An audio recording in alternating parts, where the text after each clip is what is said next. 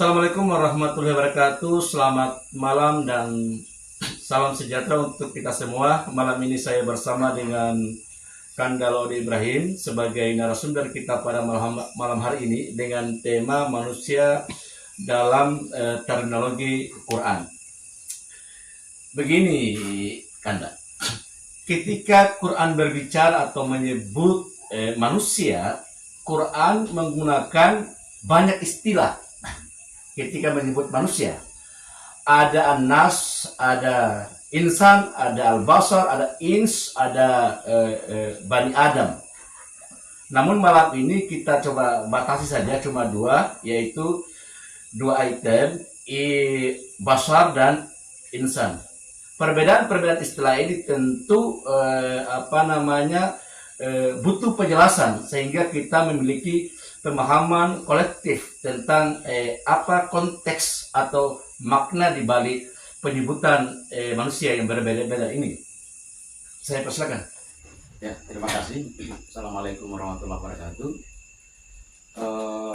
Sebagaimana yang kita ketahui bahwa pandangan tentang manusia atau terminologi Al-Quran dalam menyebut manusia atau mengistilahkan manusia di dalam Al-Quran itu ada beberapa yang digunakan. Tentu saja bahwa sebagai bahasa Arab yang digunakan di dalam Al-Quran itu yang memiliki kosakata yang luas dibandingkan dengan bahasa-bahasa lain di dunia, sehingga dia dalam menyebut objek manusia itu banyak menggunakan beberapa terminologi, sehingga setiap item dari terminologi itu jelas mempunyai tujuan atau target setiap istilah itu. Walaupun satu objek dengan menggunakan beberapa istilah, sehingga setiap istilah ada maksud dan makna yang terkandung di dalamnya.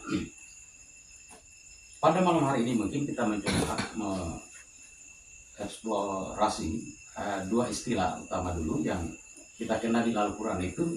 Yang pertama, Al-Quran menggunakan istilah al-bashar. Jadi kalau kita membaca Al-Quran terutama di surat Al-Isra itu, di surat Al-Isra ayat 110, di sana di Al-Quran dikatakan bahwa qul innama ana basyarum mithlukum yuha ilaihi. Katakanlah bahwa saya adalah seorang manusia biasa sepertimu, tapi saya diberi wahyu. Dimaksudkan bahwa istilah al-bashar di sini merujuk kepada manusia dalam arti fisik. Manusia secara fisik dalam arti bahwa manusia secara jasad. Al-Quran merujuk pada istilah al-bashar. Al-bashar adalah potensi manusia dari hal fisiknya. Di antaranya di sana ada istilah kulit, ada tulang, kemudian ada bulu-bulu dan beberapa macam aspek dari yang berbentuk fisik. Jasmani, Bang, ya? Yang jasmani, Al-Quran menggunakan istilah bashar. Maka ketika menggunakan Al-Quran menggunakan istilah al-bashar, dimaksudkan bahwa manusia secara fisik. Kenapa manusia dikatakan seperti itu? Bahwa memang ada makhluk di alam ini, dia tidak punya fisik seperti manusia. Artinya dia bukan al-bashar, bukan makhluk secara fisik. Manusia masuk kategorisasi al-bashar dalam arti bahwa manusia itu memiliki fisik. Itu yang dimaksud dengan al-bashar. Walaupun juga al-bashar ini ada istilah lain juga digunakan seperti al-mudaththir, itu juga merujuk al-bashar. Sehingga ketika dikatakan al-bashar dimaksudkan bahwa manusia di sana membutuhkan kebutuhan yang bersifat jasad. Jasadi seperti makan, minum, seks masuk di situ, termasuk tidur. Itu adalah kebutuhan fisik yang ada pada manusia.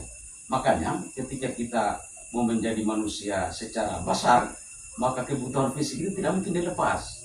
Wajib banget ya, wajib sifatnya. Namanya kebutuhan itu kan sesuatu yang dipenuhi. Ketika kebutuhan itu tidak dipenuhi, maka manusia bisa mengalami kepincangan dalam dirinya, hilang keseimbangan, mungkin akan mengakibatkan sakit atau terjadinya cacat dalam hidupnya atau dalam bentuk fisiknya. Itu ketika kebutuhan fisik terpenuhi. Kemudian mungkin selain al-bashar ada istilah kedua yang kita kenal dengan manusia, kita kenal dengan istilah al-insan. Insan juga itu bermakna manusia juga seperti al-bashar tadi. Tapi ketika Al-Quran menggunakan istilah lain, al-basar, insan, itu kita dari segi pendengaran saja kita dengar bahwa adalah dua hal yang berbeda. Maka jelas bahwa makna yang terkandung di dalamnya jelas berbeda juga. Iya. Insan itu manusia dimaksudkan secara psikis. Psikis dalam mulawan hidup yang dimaksud adalah termasuk jiwa, rasa benci, rasa suka, emosi, stres. Itu masuk kategori-kategori manusia di dalamnya yang kita kenal dengan insan. Di sana juga ada lupa. Bahkan istilah insan itu sendiri kalau kita kembali merujuk ke akar kata ya, terbentuknya yang berbahasa Arab yang kita kenal dengan istilah nasia. Nasia itu yang kemudian melahirkan insan itu bermakna lupa. Jadi memang manusia itu adalah makhluk yang tidak terlepas dari peristiwa lupa itu. Kalau kita dasar- kaitkan dengan memiliki keterbatasan, bisa masuk.